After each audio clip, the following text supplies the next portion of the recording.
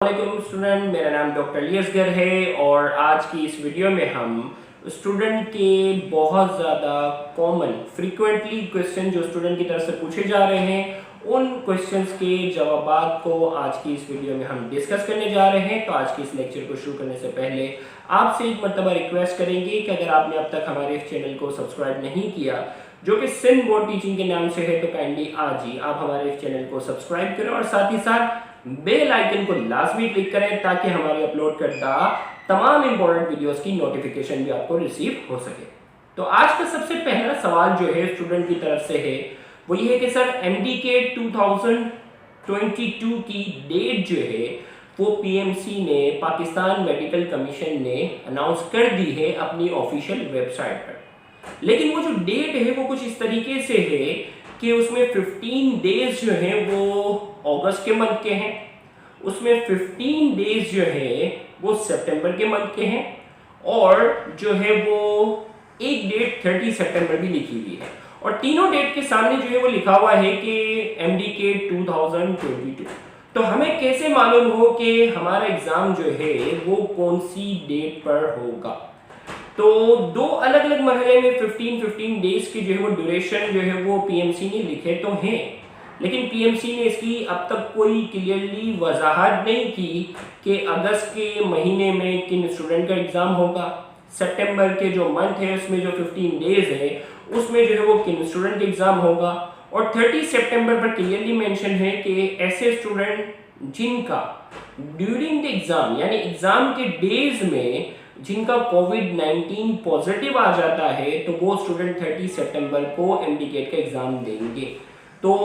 कोविड-19 जिसको अगर अभी है उनकी बात नहीं हो रही, कोविड-19 का अगर टेस्ट पॉजिटिव आ जाता है ऐसे स्टूडेंट जो एग्जाम के डेज में, चाहे वो अगस्त और सितंबर के ड्यूरेशन में अगर कोविड-19 अगर किसी को हो जाता है तो उसका बाकायदा 30 सितंबर को एग्जाम लिया जाएगा।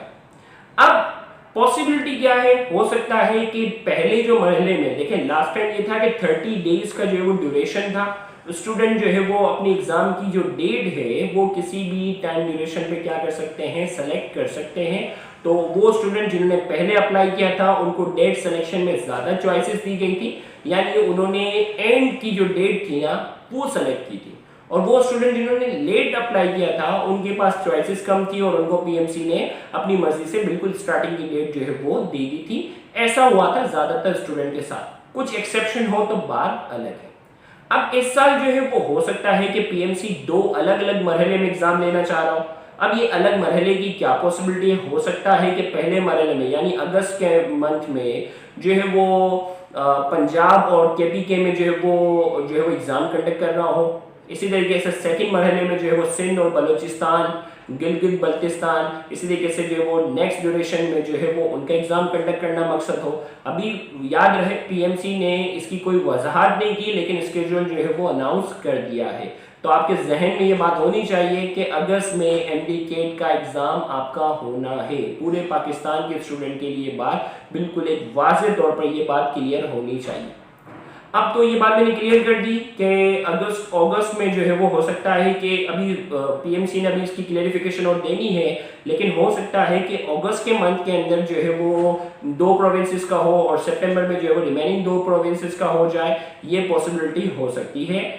अब जो है वो स्टूडेंट के जहन में सवाल है कि सर अगस्त में जो है वो एंट्री टेस्ट का एग्जाम होना है, अब जनवरी का मंथ आ चुका है, तो वो स्टूडेंट जो अभी तक जिन्होंने एमडीकेट की तैयारी शुरू नहीं की और उनको एमडीकेट 2022 में एग्जाम देना है, तो बेटा अभी से आप प्रॉपर एक टाइम टेबल के थ्रू जो है वो अपनी तैयारी का जो है वो बाकायदा आगाज कर दें, वरना एंड में आपके लिए बहुत ज़्यादा मुश्किलात होंगी, क्योंकि आपके पास अभी 6 महीने और कुछ दिन हैं अपनी प्रिपरेशन करने के लिए। तो अभी से दिन रात आपने जो है वो एफर्ट्स करने हैं कम से कम। अब बच्चों के जहन में सवाल ये भी होता है कि सर दिन में कितने घंटे स्टडी करनी चाहिए? कम से कम भी 4 घंटे। देखें वैसे तो कहते हैं ना एफिशिएंसी जो है वो हर स्टूडेंट की अलग अलग है। कुछ स्टूडेंट जो है वो कम स्टडी करके भी जो है वो ज़्यादा स्कोर अचीव कर लेते हैं, और कुछ स्टूडेंट बहुत ज़्यादा स्टडी करते हैं। इवन इंप्रूवमेंट वाले स्टूडेंट भी बेचारे ऐसे होते हैं जो सालों साल मेहनत कर रहे होते हैं और फिर भी अच्छा स्कोर अचीव नहीं होता। तो बेसिक जो रीज़न है, एक तो एफिशिएंसी का फैक्ट है और दूसरा ये कि स्मार्ट स्टडी आपने करनी है।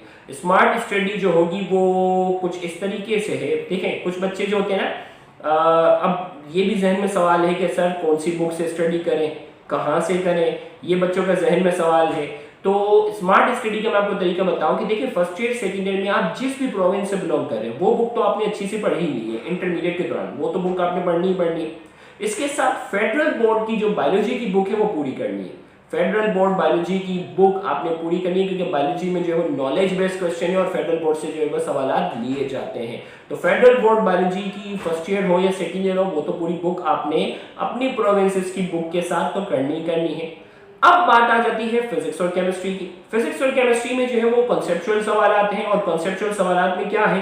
कि मिसाल के तौर पर अगर मैं कहूँ Newton's law of motion, Newton first law, Newton second law, Newton third law, ये तो तमाम प्रोविंसेस की बुक के अंदर कॉमन है। अब एक स्टूडेंट है वो क्या कर रहा है कि पहले अपनी प्रोविंस की जो बुक है उसकी स्टडी कर रहा है, फिर इसके बाद फेडरल बोर्ड में दोबारा से न्यूटन्स के जो लॉ और ये पढ़ने में अपना टाइम जो लगा रहा है। तो बेटा कॉन्सेप्चुअल चीजों में ये आपने वही टॉपिक्स देखने होते हैं जो सिंध बोर्ड में ज्यादा डिटेल में ना हो और फेडरल बोर्ड में हो तो वो टॉपिक्स कवर करने होते हैं। और कुछ टॉपिक्स तो ऐसे हैं जो सिंध बोर्ड में बहुत अच्छे लिखे हुए हैं जो फेडरल बोर्ड में भी इतने अच्छे नहीं लिखे हुए। डिटेल्स जब मैं देखता हूँ ना बायोलॉजी में भी स्पेशली सिंध बोर्ड में कुछ कुछ चीजों की डिटेल बहुत ज्यादा होती है जो फेडरल बोर्ड में भी नहीं होती। तो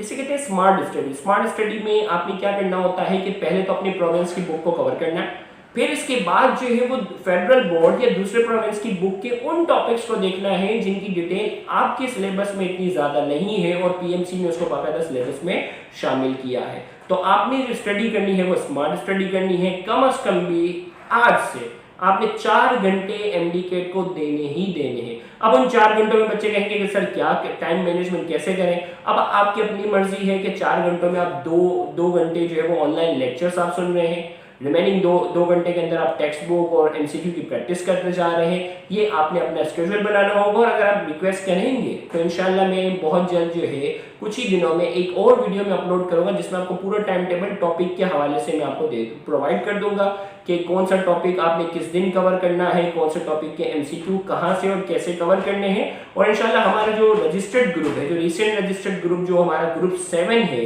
एमडीकेट का, वो 24 जनवरी से बाकायदा जो है वो स्टार्ट होगा और उसमें बाकायदा पूरा टाइम टेबल हम जो है वो प्रोवाइड करेंगे और टाइम टेबल को इसी तरीके से मैनेज करेंगे कि जिसमें आपका 1 महीने का जो टाइम ड्यूरेशन हम इंटरमीडिएट के जो एग्जाम होंगे वो उसका गैप रखेंगे और बकिया जो 5 मंथ्स में आपने कौन सा टॉपिक किस दिन कवर करना है, किसके एमसीक्यू की प्रैक्टिस कैसे और कहाँ कवर करनी है, वो पूरा टाइम टेबल जो है वो बाकायदा आपको प्रोवाइड किया जाएगा और फिर उसी हिसाब से आपके बाकायदा टेस्ट लिए जाएंगे, टेस्ट कंडक्ट किए जाएंगे। और उस ग्रुप 7 के अंदर जैसा कि आपको मालूम है कि कोर्स के बाद 50 ऑनलाइन टेस्ट भी आपके जो है वो शामिल हैं जो कि आपकी प्रैक्टिस को और ज़्यादा बेहतर करेंगे। तो उम्मीद करते हैं कि आज की इस वीडियो में जो जो सवाल जो बच्चों ने बहुत ज़्यादा पूछे उनके जवाब हमने देने की पूरी कोशिश की है। मज़ीद आपके जहन में कोई भी सवाल हो एमडीकेट के हवाले से तो आप जो है इस वीडियो के नीचे कमेंट सेक्शन में पूछ सकते हैं। इंशाल्लाह अगली आने वाली वीडियो के अंदर हम आपको इसका पूरा रिप्लाई देने की कोशिश करेंगे। Thank you very much.